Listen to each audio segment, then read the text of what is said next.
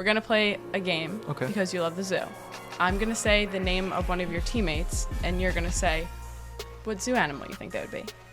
Okay. Are you ready? All right, Quinn. Gorilla. Michael. Giraffe. Kai. What's the name of the one which is also like a hippo but has the rhino. Yeah, rhino. Yeah. Yeah. Big head. Dick-headed.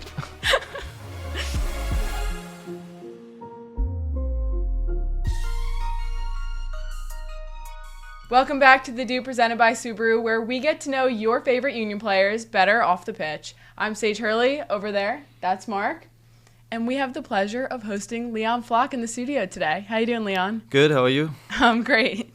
More importantly, how are you feeling? You have just over a month of games under your belt since your return from injury. Yeah, I mean, I feel great. I feel healthy finally. I feel my pack is where it belongs, so it feels definitely better than it was like 3 months ago.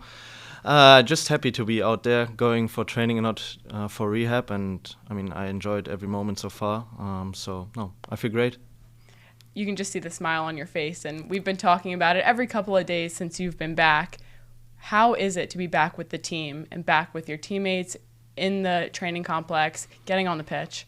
I mean, I think I've enjoyed every moment a little bit more since I came back. Also the little moments, going out for training, coming in for training, seeing everybody and like start my day with them and not all myself with the rehab coaches. And it has been great. Enjoyed every moment so far and all good so far.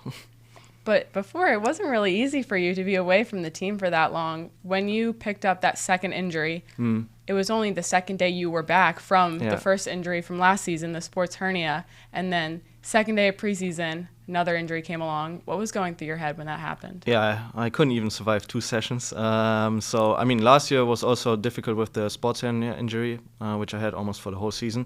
So I was just happy to go out there for training. I think we had a decent first day, and then was just happy to go out for the second day. And then I actually wanted to skip the last turn of the exercise because I was like, I think 2 guys got just clapped by somebody else, and I was like, maybe I just skip this one. And then somebody said last goal counts, and it was actually the last frequency of that exercise, and obviously that's how those injuries happening. I was like, that can't be true, and I can remember that. I mean, we all hoped that it was not as crazy as it was in the end, because I actually tried to train 2 days later again. But I realized that I was not just falling on my shoulder and it's a little contusion. I felt a little bit loose, I would say. So and then I went for MRI, and I can remember I was with Paulie, one of the PTs, in the car driving back from the MRI, and then they called us and said it looks like you have a high-grade tear of your pec, and we were asking how many weeks that would be, and I said it's probably not weeks, more months. So I think that brings you down to earth, because it shows that no matter what you do, sometimes there are things you can't influence, which having a great impact on your life, also on my daily life. After surgery, I was literally a guy with one arm to use, so I was just hoping for the help of my family, friends, whoever, and they helped me through all the hard times. So it was a difficult period, but happy that everything worked out. And I had a great surgeon, great PTs, the physical stuff here did a great job. The rehab coaches made me coming back, I think, in the best way possible. So really happy.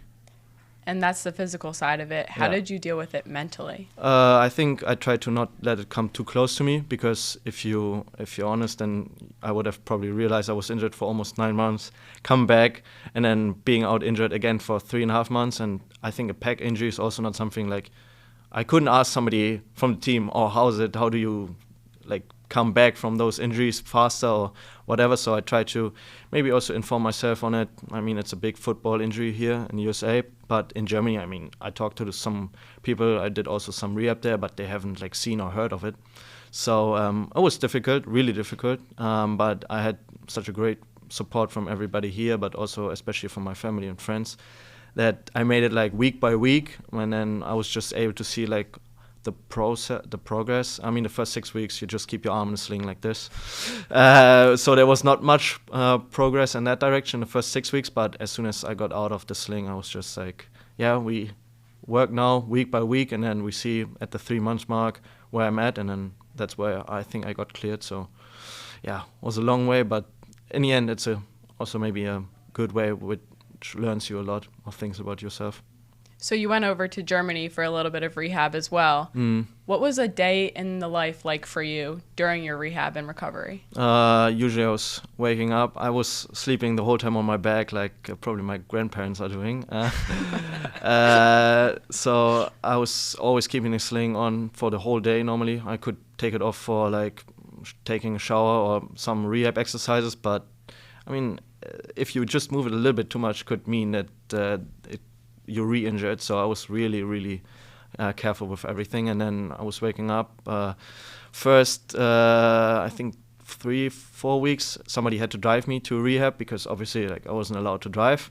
I could use both of my hands at the steering wheel at like 5 weeks, so I was at least able to drive on my own. But yeah, I was doing rehab for like 2 hours, then drove home, tried to do something with my friends or spend time with my girlfriend, who also helped me like a lot. And then, yeah, just honestly trying to get through the day because you can't do anything with your arm. Like you have to train your legs, you have to train your right arm, I don't know, do whatever, but you can't use your left arm. So I was just, hoping that the days will end in the end, because that's the only thing which matters, that you go day by day and then hopefully reach the 6-week mark to like end this like bad dream.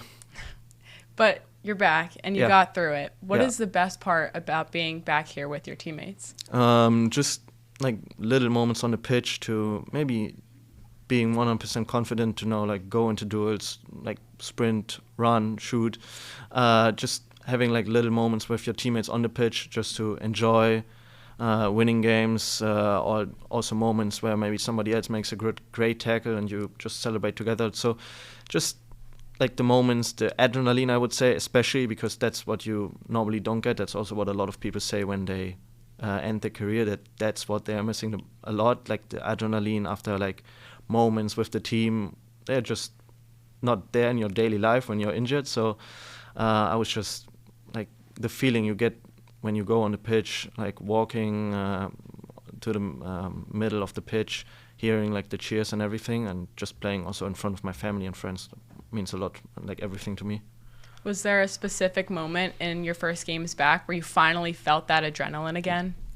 I think, when we played at home against NYCFC, where I think as soon as when we came out after the halftime, unfortunately we lost the game, but when I think Julian scored that great goal and everybody was just so hyped up, I think that moment actually gave me also like some goosebumps, and I was like, I was hoping that we actually win that game, and I was really confident. I was really unlucky, but just those moments I think are exactly what I was missing so much. And this is season 4 for you. Is that hard to believe you've been here for that long? Yeah, I mean, if I remember back in my first year, I was still COVID going on. We had just a limited amount of fans allowed in the stadium. My friends were not even allowed. My parents were just allowed to visit me because I was under 21 and American. Oh, really? And not married. That was important too. That was the only reason. There was like a little gap in the like laws or whatever they made during COVID. So that was a crazy time. I was spending a lot of time in my apartment because obviously I was also not 21. So in USA, it's a little bit, means a little bit limited activity, I would say. So no, I mean, it was crazy. And then the second year was like a dream because we were winning almost every game. But also after the summer, I mean, we had a great start and then 5, I think, draws where everybody was also what is going on. And then we had a great run from like late summer till MLS finals. So it was great. I've experienced everything, the highs, lows, injuries now. So I grew, I would say I came as a little kid and grew into like a man, also offside the pitch, because it was the first time I was living on my own. Which is crazy to me. The first time you ever lived by yourself was moving to a whole nother country. I skipped, I think, some steps in between. So, no, I mean, it was crazy because I came, I was living in a hotel because I came, I think, 10 days before we played Saprissa. So I was living in a hotel. We traveled to Costa Rica. We came back. I was still living in the hotel room because we were just traveling forth and back the whole time of Champions League. We went to Atlanta, went back, went wherever. So we were just traveling the whole time. But then I found an apartment. So now I live still in Northern Liberty, same place where I lived like the whole time.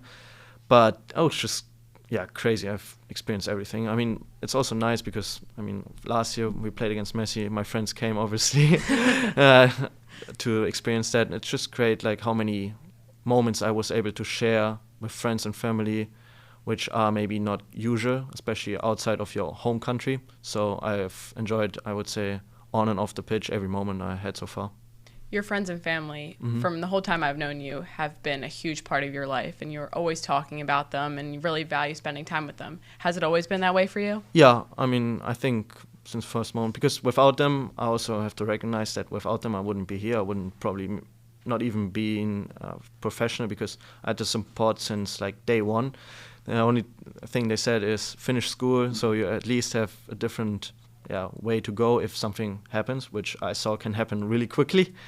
So having family and friends which are there for you in the good, also in the bad times, means a lot. And I also appreciate that, especially when things are going in a good way, that they're also reminding me of maybe staying how I am, and maybe reminding me of how grateful I should be.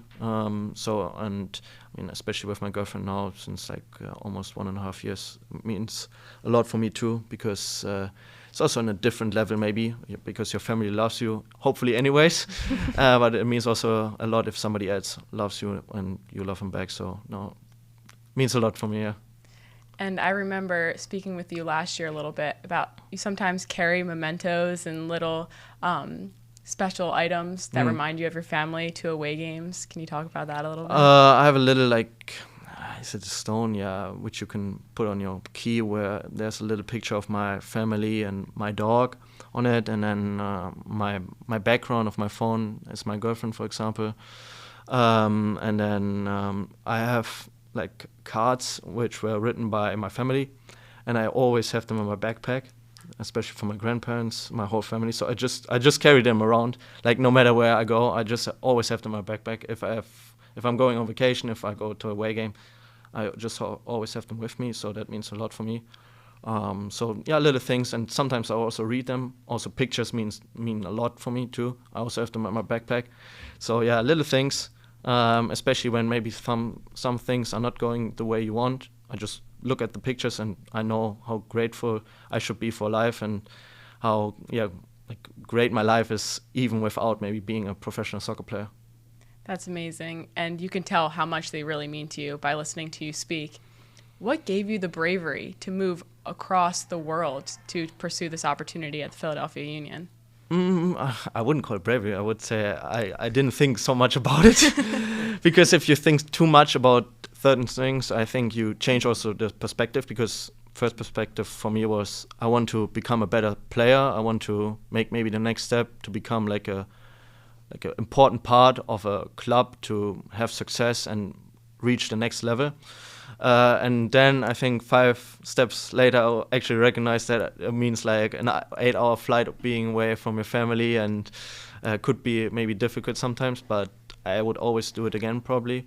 But it was more like a day and a night action, honestly, because I took the flight with my dad, and then 5 minutes before the flight started, he recognized that his ESTA was overdue. So I had to take the flight on my own.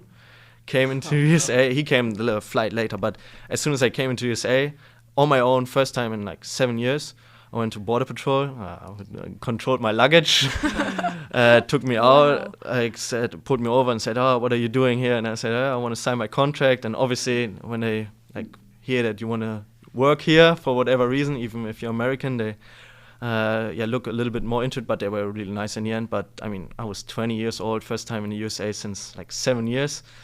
It was an interesting experience, like to come in here, get pulled over by Border Patrol, and I get asked a lot of questions because my English wasn't as good as it is now, I would say. So yeah, it was a great day, great first day, and then I think it also took like 10 days till I was able to sign my contract. So I came here, first training session, I was completely out of breath. I think they even asked if it's the right player or whatever, because I was like known for being like fit because I was in the middle of the season, but I mean jet lag, flight duration, and just being in the USA, which is like so crazy if you like really look back into it. But I was able to sign my contract and then also able to train for like a couple of days, and then everything was good. They found a player I think they needed. And you expected your dad to be able to come with you on the flight, and then you're just by yourself. Yeah. That's a lot of time to think. Yeah, it was a long flight. I think even longer than it probably normally is. But he came, fortunately, one flight later, so it was fine. But I still tell everybody's story now and also tell him the story. So he's always getting a little bit red when I talk about it. So was that a hard thing for your parents too, to watch you go? Yeah, I think especially my mom, because like we are close, and my dad also. But my dad, both like my parents, they lived here in the USA, which I think helped them because they were able to understand what it means to live in the USA. So they know what maybe was coming towards me. But I mean, especially for my mom, I'm the older one, so my brother was living at home at that time. It's like a great step for parents, I think, if the first kid leaves the household. So it was a big step for her, also a big step for my grandparents, for everybody. But I think as soon as they saw how great I was doing here, how much fun I had, how grateful I was to be part of this organization, I think they could live with it. But I think till now they still miss me, and they're also hoping one day that I come back. So yeah, it's will never be easy, but they support me as much as they can. And they've supported you through the entire process, even when you were a young kid first becoming interested in soccer. Can you tell the story about how you first started playing? Yeah, I was actually in kindergarten, so like 4, 5 years old maybe. And my best friend at that time, I asked him if he wants to play after kindergarten, and he just told me straight away, no, I have to go to training. I was like, oh, okay. And then went home, asked my mom if like, where is he going? Because I had like no understanding what it means for like just to go to training, because I was just playing around with like the soccer balls at home and had no understanding what the next level would be. So I think like the same week I just went with him to training, and I think at that day I just fell in love with the sport. And yeah, since this day I still go to training every day, obviously. So it hasn't changed much, but just maybe the level I play on now. And then when did you realize, hey, I'm pretty good at this? I'm not just doing this to hang out with the kid from my class. I think I was under 15s. I was playing for my home town club, where we had a like tournament where like all Germany comes together and competes, so the national team can scout you. And then I was invited 1 week later, but everybody was playing for big clubs, and I was just playing for my little hometown club. And when they asked me where I play, I said for VfB Lübeck, which is like 5 minutes away from here, but nobody knew where that was, obviously. So I was like, I'm doing great here, but I still want to play at a club where everybody knows where I'm playing at. So I knew that I can compete at that level, and then I think 1 year later I made actually a step to go to St. Pauli, which was nice for me because I was still able to live at home, which was also important. And then everybody knew where I was playing, fortunately. So it meant a lot for me because that's a big club in the area, great club. That was a great step for me. So yeah, at this time I would say. When did you realize the union was looking at you? We had a camp under 20s that was my first camp for the USA actually, with Nate in I think somewhere in the region of Tampa. And my dad was also like bringing me here because he had to fly to Canada for work. So I spent some time here, and then they recognized that I was like half German, half American, but still playing in Germany. And then they reached out to my agent and asked how I was feeling. But at this time, like, I was still happy to be home, honestly. So I was keeping playing in Germany for like, I think at least 1 more year, and then also became professional at St. Pauli. But then when I started to play a little bit less because we were in a tough situation with like fighting against relegation, I was like, yeah, I will always be the talent here, but I also want to be maybe a grown player, and maybe somebody sees something different in me, and then Ernst reached out again to my agent because they saw that I wasn't playing as much as I probably hoped. And then I was like, yeah, I mean, I saw Brandon and Mark McKenzie leaving a little bit early, I think, like 1 month earlier for Europe, also for big transfer fees. And I was like, hey, maybe that could be a great step for me, just to get like games, experience, because that's what you're judged by normally, experience. How many games have you played? I mean, as a striker, how many goals have you scored, obviously. But so, I mean, I came and I think I've played like over 100 games now in this like 4-year span. And yeah, so everything worked out, I think, pretty well. So off the pitch, you've really embraced being a Philly guy since you've come here. And you're very often down in South Philadelphia watching games, whether it's Phillies, Eagles, what have you. But you were an NFL fan even before you came to Philly, right? Yeah. Just to clarify, I'm a Houston Texans fan. So, but you've adopted the Eagles a little bit. Yeah, I know. I've seen you in an Eagles jersey many times. Yeah, I know. Don't get it twisted. But I've been also through the hard times with the Houston Texans. So last 4 or 5 years were really interesting. I would say a lot of stuff going on there.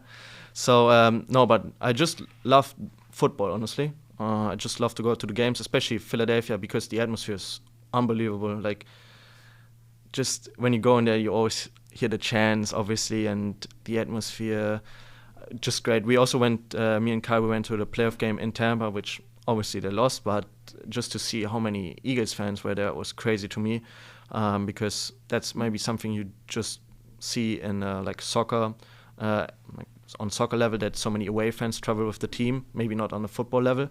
So no, I mean, Eagles fans, honestly, I think greatest and hardest fans at the same time, but I mean, they will judge you by your performance, how much heart you will give and leave on the field. So they say it's tough love, but yeah, it's probably right.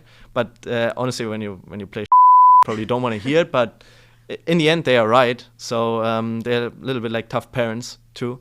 So no, I really embrace the atmosphere, and I mean, even like Phillies, Eagles, Flyers, maybe hopefully soon, and then 76ers. I went also a lot to the 76ers games. Just great, hostile, in a positive way, environment for like the opponents. So for those who don't know, you were born in Texas. So is that why you're a Houston Texan? So it's fair to say that. Yeah, you need to clarify those. Yeah, it's at least a reason. How did you become a football fan? Good question. We still have friends in Texas, and they always brought, sometimes when they came to Germany, jerseys and also footballs with them. And my dad was also traveling sometimes to USA to see our friends here and then go to football games. And then I was just, I think like 6 or 7 years ago, where like that's also the problem in Germany. I think like 6 years ago it was really hard to watch any games. Now you can watch every game, so I just love to turn my TV on Sunday, just sit the whole day on my couch and watch football the whole day. So no, I mean, started like 7 years ago probably, and I mean, I've embraced and enjoyed every moment. I'm also like understanding the rules, like everything. So I can talk about it, I think, properly, which is important to me too. So yeah. So Leon, certified big football guy. Yeah. That's awesome. And Eagles fans, like you were saying, very passionate. What is special about Philly fans that you realized once you came here? I think especially when it comes down to the playoffs, honestly, it's like we start with like at least 1 or 2 men more on the pitch. Feels so great in the atmosphere when you walk on the pitch, you see the choreo and then just the cheering. And I would say it's really close to like the English environment, where they really embrace and cheer for every moment in the game, and it's just hostile. Like if you are coming to this place, it's just a hard place to play, especially in the playoffs. I think our record in the playoffs has been great, especially at home. So I think we also enjoy to play in front of those fans. Like it's not an additional pressure, especially in the playoffs. It's just enjoying the moment, enjoying the atmosphere, and then just go out there and then beat with the other team. What was the first moment for you as a player when you realized, wow, these fans really care? Especially, I think I was first playoff game against Red Bulls, because before it was a little bit harder with COVID. Everybody was also a little bit careful. But then stadium was sold out, and then when Jacob, I mean, during the game it was already great, because I was not expecting it, if I'm honest.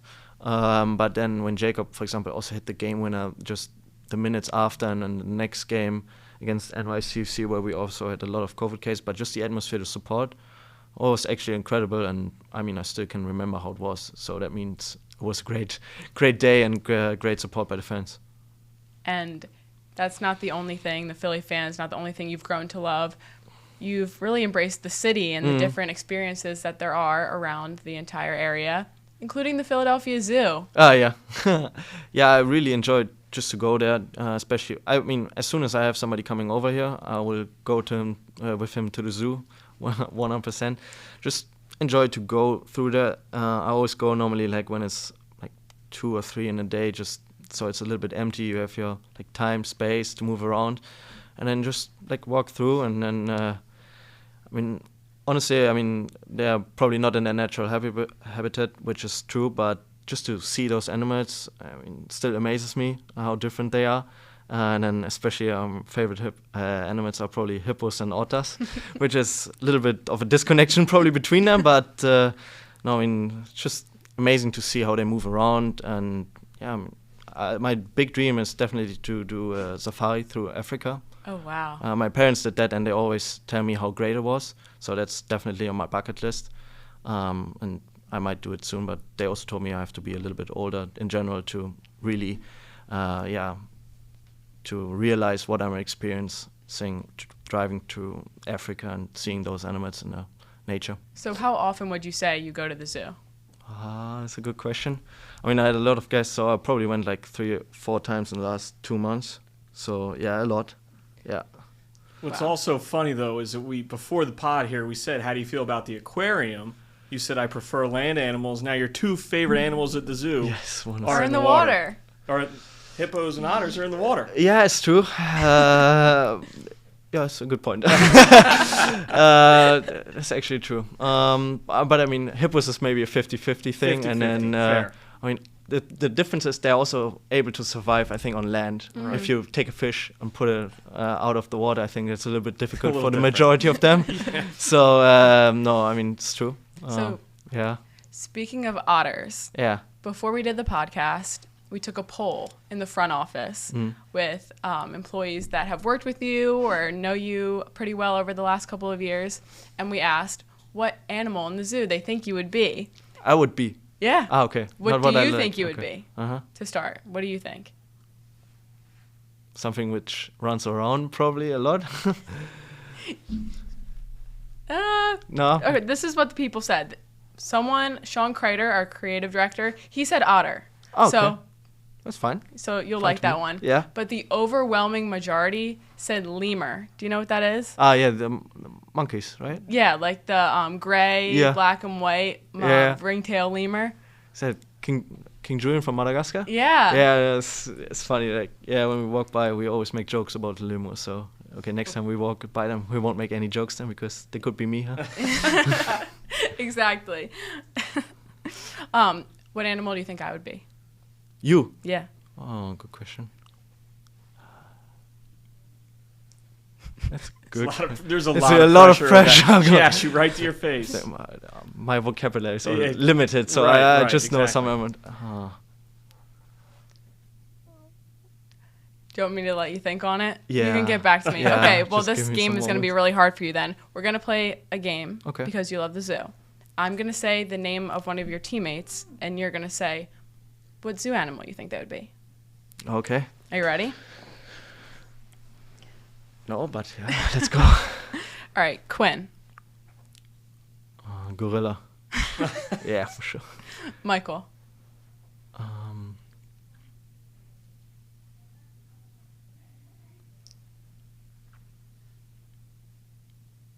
Giraffe. Jacob. Can I take the gorilla card again? Yeah, Yeah, it's also gorilla. You can use For the sure. gorilla card again. Kai. What's the name of the one which is also like a hippo but has the The rhino. yeah, rhino. Yeah, Yeah. big big head, thick headed. Ale. Orang utan because they're really white. Okay. Yeah. Jack McGlynn. Which is the whitest animal in the zoo?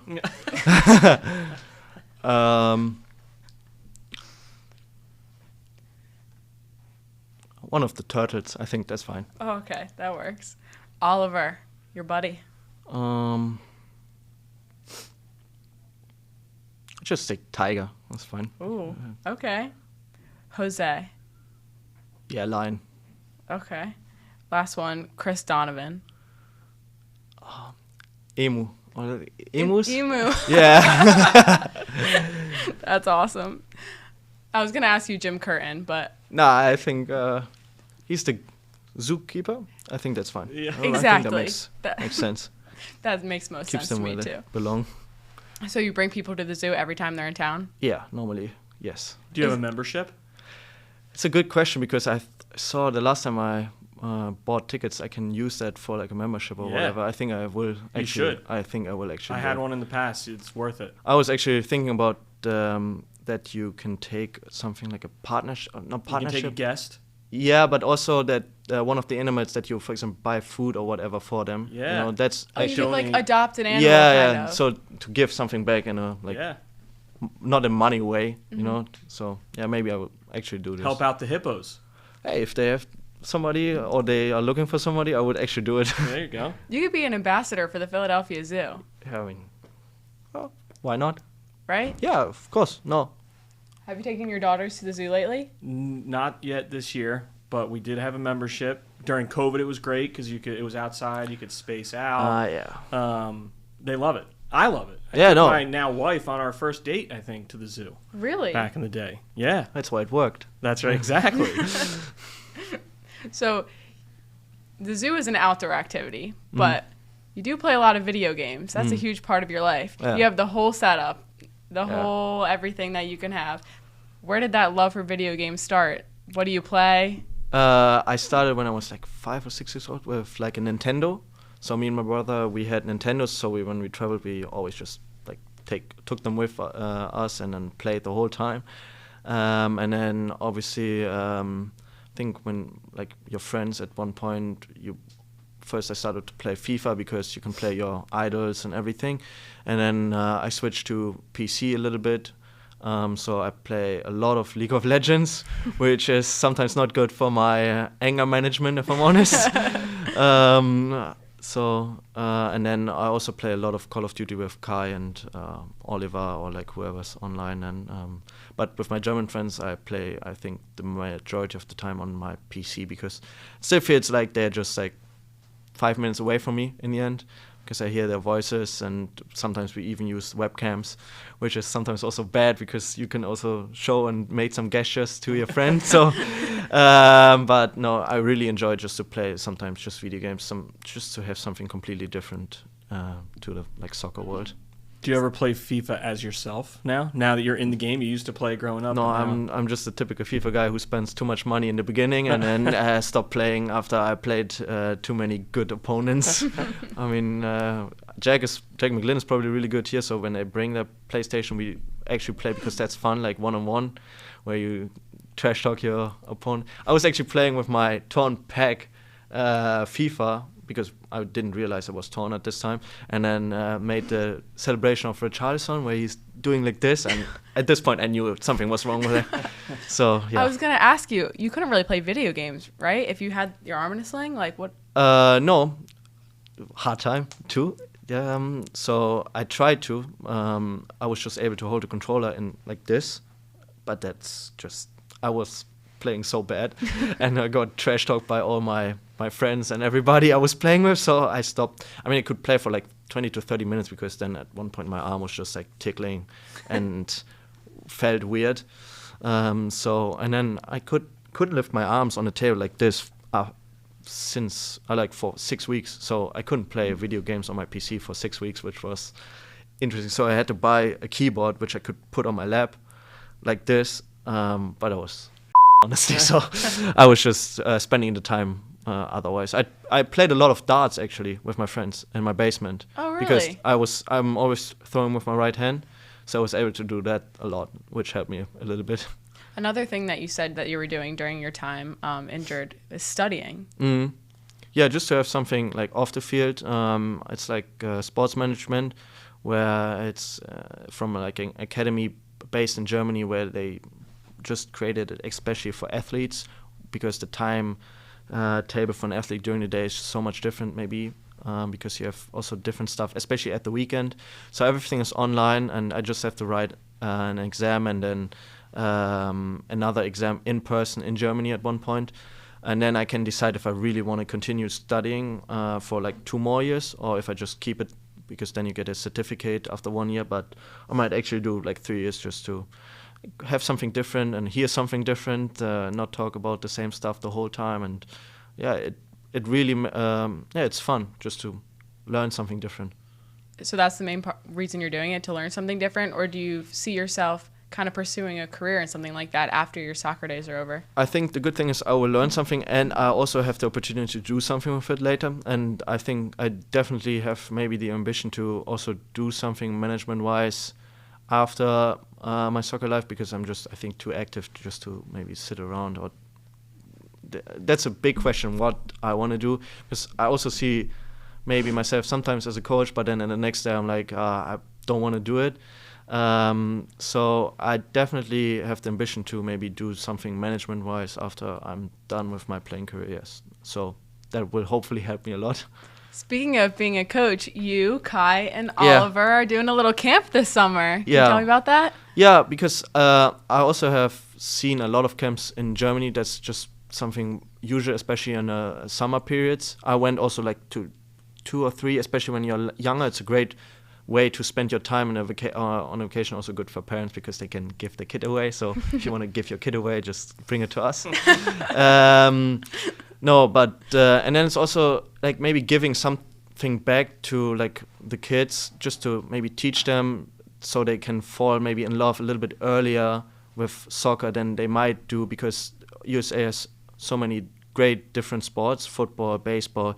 So maybe if they start to learn playing soccer, or like getting in touch with us, because we do the training sessions, so, and we just like, we didn't want to give our name for something where somebody else is doing the coaching sessions. So we just also want to actually teach them something and have fun with them, and maybe if they have questions or whatever, just like speak about it, and then just in the end have a great time. And that's like the ambition, I think. And then we're also donating like 10% to like charity. So I think it's a great reason, just the whole thing. That's really special. Do you guys have a name for your camp? Train like a pro. So it's basic, but in the end, soccer camp, train like a pro, whatever. I mean, that's, I think, the biggest like name, if you want to call it like this. So train like a pro. Yeah. Train like a pro. And you're doing it with your buddies, your 2 German friends on the team.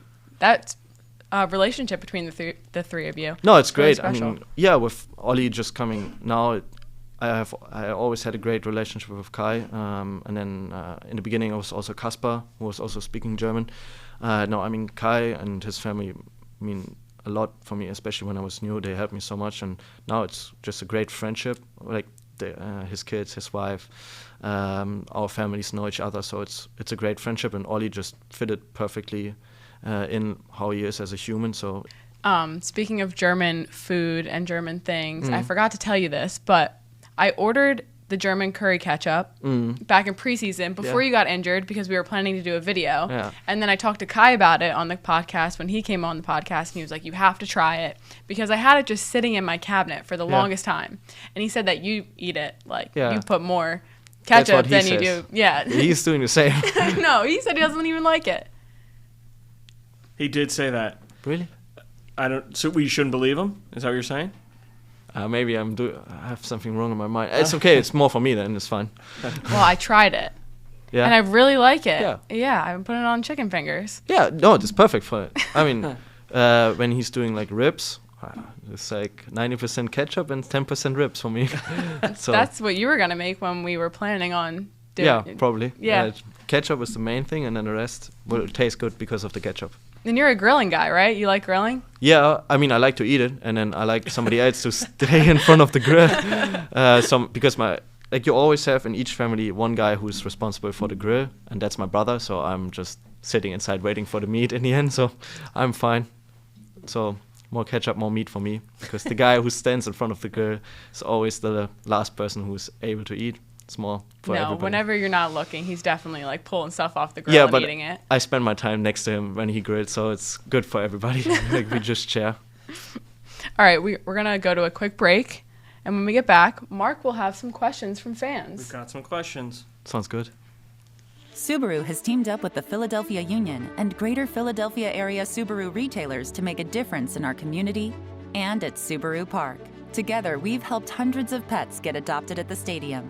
At Subaru Park, we've grown and donated thousands of servings of fresh organic produce to area food banks and helped give kids in our community access to the game they love.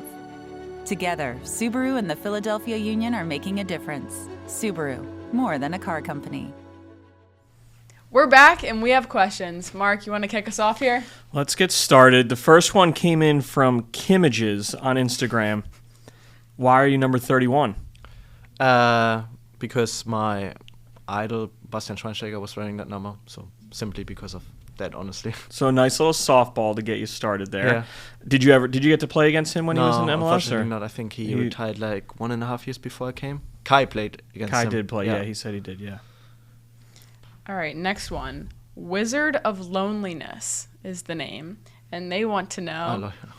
I thought you'd talk about me or whatever. Oh, we should start calling you that. The Wizard of Loneliness. No, I'm just kidding. You once said that you don't watch TV. You read books. When did I say this? I mean... I didn't think that... I don't watch like TV. I would just watch sports on TV, if I'm honest. So, I mean... And I'm reading books sometimes, yes. No, because I have to study. Now I'm reading books. Yes, that's true. And TV, I would say, especially nowadays, like if you count Netflix and Amazon as TV, then of course I'm watching TV. But I would say regular TV, no, I'm definitely not watching this. But I'm also maybe not so big into reading books, so it's maybe a mix of both. The question was, what's on your bookshelf? So I guess you can just say books that you're using to study then. Yeah. Yeah. That's fine. We'll go with that. All right, so the next one came from TRK.29. Do you remember signing my Crocs? Yeah. So like the shoes. With the holes in it? Like they look like water shoes almost. I mean, I know. You remember. But I have signed some Crocs already, so that's a thing. When did he say when it happened? No. So when it happened, like 2 weeks or 3 weeks ago, then I probably remember it, yes. What's the craziest thing somebody's asked you to sign? Is it a pair of Crocs? I mean, it's interesting, like when they go like asking to sign it on their arms. On their skin. I mean, I was I saw when Kai signed the tattoo of the guy who had his like face or like person tattooed on his calf. I think that's by far the craziest I've ever seen. I think Crocs is fine shoes. So I think as soon as it comes to your body, I think that's where it gets a little off limits. Who was it, Sage, that said they signed? Was it a baby? Somebody signed like a baby. What was it? Quinn? Oh, Quinn. It was Quinn. Signed a baby. Quinn signed a baby. I mean, that's good. You've signed multiple pairs of Crocs? Yeah, I mean, a lot of people bring them sometimes to the games too. You know, it would be funny if they got like the little gibbet charms of like you know the charms that you put in the holes. Nope. For Crocs? You know the charms. No. The whole point of Crocs is to get the little charms and then you put them in the circles in the Crocs. That's news to me. To fill out the holes? Or what? Am I crazy? I have never seen that. Me neither. That is the whole point of the shoe Crocs, is to get these little like charms about things that you like. Mm. They should just have union little charms so then people wouldn't have to get them signed. Whatever. Next, Kristen Marie wants to know your best fan experience. I think definitely when I scored against Cincinnati, just the whole atmosphere and like the aftermath, just how like everybody crazy. And then also when I think it was great to see when we had the game against NYCFC and we had so many COVID cases and everybody was obviously counting against us and everybody was like us against like the rest, just to like see the support, because I mean it would have been easy for them to just like say it's lost anyway, but everybody, also us, came to like win the game and they cheered for us from the first minute on and even before.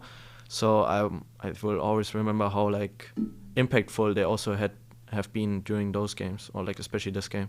Going off of that question, Nick Abad wants to know, what was it like to score that winner against Cincinnati? It was incredible. I think it was good that the ball was actually bouncing because I had no idea. I think probably otherwise what I should do.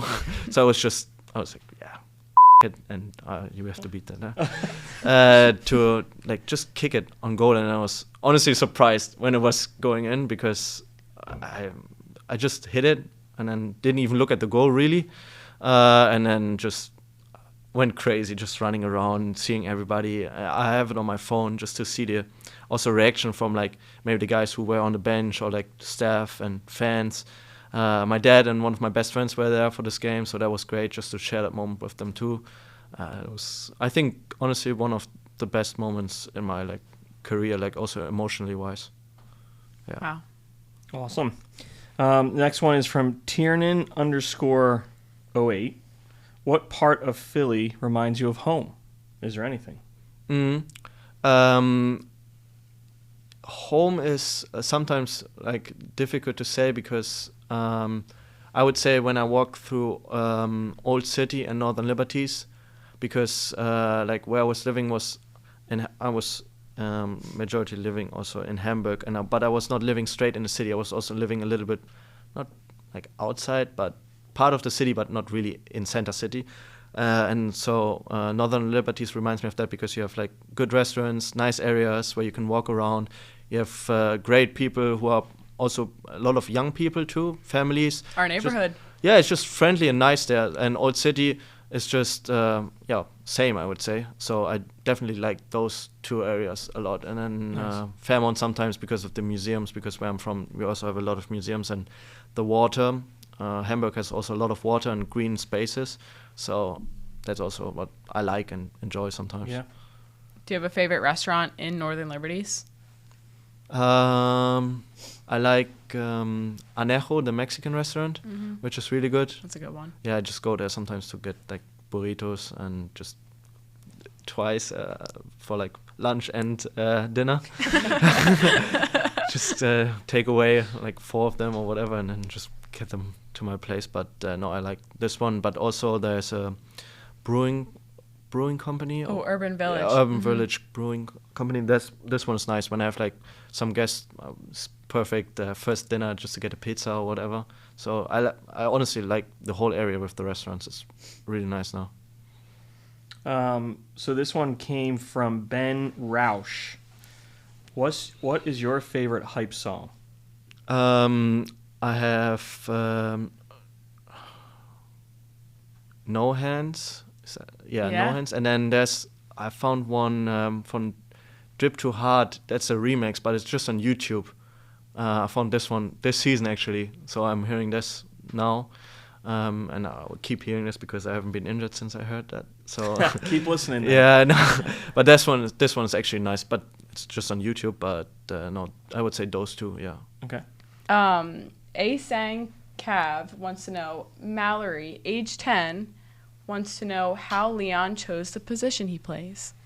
I mean, in soccer sometimes you also don't choose the position, but I always played left midfielder, left winger before I turned into a center midfielder. That was like when I was 15. So I actually played, I would say, majority of my youth on a left wing, and then they always said to me, when you become like older, whatever, you would be probably a good center midfielder. And then when I went to St. Pauli, from that point, I just played center midfield. And then when you left-footed, you also will automatically become a left back in professional training because they always need somebody there. So that was a perfect entry for me because they said to me, you'll probably start as a left back because that's your chance to get into the team. And then when you establish yourself, you can probably say that you will become a center midfielder, but it's so hard to be a youth player and to establish yourself as a center midfielder in a first team because you will normally have so many experienced players there. It's just hard sometimes. I mean, if you have a lot of talent, then it's probably easier too. But I was also just sometimes just hard working. So that was a good step for me. But I think when I was 16, turned into a midfielder. Elena McEnany wants to know, if you didn't play soccer, what would you have done? So, as an athlete, I probably would have tried to become a professional golfer, honestly. Oh. Because I was pretty decent when I was like 13, 14. I had like a handicap of 12, 13. So, and then also the chance to go on like to a golf club, which also offers you a living and all that stuff. But then I choose, obviously, that I want to become a professional soccer player. And then on the other side, if I wouldn't be an athlete at all, I think I would have tried to become something like, obviously you always want to be a manager, but something related to international relationships between companies. I really like that because that's what my dad is also doing, and also did my internships in like companies doing almost the same, doing what my dad did. So for example, if I would have tried to maybe become part of like the oil industry in some way, because I actually find it really interesting how that's happening. So I also still try to learn Spanish just to maybe make it easier at one point to establish myself in any way of management later. Do you still play golf at all? I try. So we, with the home grounds and everybody else, we try to go now as like every time we can. Yeah. And it's funny. I'm like partner, like we play Scramble, and I'm partnered up with Ollie. And we had really good rounds, also rounds, but no, I really, really enjoy now to play golf again, because there was like a little break where I didn't play for the last like 2-3 years because it was just also hard to find somebody sometimes. And now like we're all somehow on a hype train of golf now. I really enjoy it. I mean, I have to spend so much money on balls because I lose mine the whole time, but it's actually worth it. So it's nice. We'll get you out to the Union Foundation golf outing as well. Yeah, that's fine. I mean, if nobody is like next to me, like left or right, when I hit my drive, that's fine. Who do you think is the best Union golfer that you've gone out with? Nick is really good. Wow. Consistent, and that makes me really angry, honestly, because he hits it so consistent every time. When Quinn has a good day, he's really good too. And I think everything except driving, I think I'm still pretty good, because you still have the feeling of hitting like your wedge shots or like closer shots. So I think I still use that for my advantage. But Nick and Quinn, when they have a good day, it's not nice for you if you're partnered off with them. This is a fun one. Jacob Haas wants to know, what does it mean to you to see St. Pauli back in the Bundesliga? A lot. So that was the club where I spent my almost the most important years, I would say, of youth soccer. And I made like great relationships with everybody. I mean, my former assistant coach will probably become the new head coach of Brighton, which is crazy. I mean, it just shows that you develop there really good too. But no, it's great because they have a great stadium, great atmosphere, and I think they also deserve it because they played really good soccer, and no, they just deserve to be in the first league now. Last one we have here is from our old intern, Jonas. How important is it for you to have your family close to you, and do you feel like you play better when they're in town? Yeah, I think really important. They have been here when I made my like debut back at home, like when I started to play against NYCFC. So they have been there for like the 1.5 week stretch where we had the whole like games going on. But I also enjoy when I know, I mean, they watch every game at home in front of the TV, so I know that they are part of me playing the game right now, no matter if I play at home or away. So I think it definitely helps me when we have home games, and I know that at home, like with me going to the game, just like helping me out if I'm nervous or whatever. But I think, if I'm honest, I think there are some more percent in you if you have your loved one sitting in the stadium, yeah, for sure. And the beauty of MLS Season Pass is that they can watch you anywhere. That's right? true. They I think we have 4 of them or whatever. My grandparents are watching every game. My brother, girlfriend. So parents, everybody watches. It's a good ad for MLS Season Pass. If they want to maybe give a discount next year, that's fine for me. And I assume they're going to be tuning into the podcast then too, right? Of course, yeah. I told them, and they can't wait. Hi, Flach family. Thanks for tuning in. And that's about all we have. So thank you so much for coming. Thank you. And thanks, everyone, for watching. We'll see you next time. Thanks for watching the DOOP presented by Subaru. For more videos like this, hit the like button and subscribe to our channel.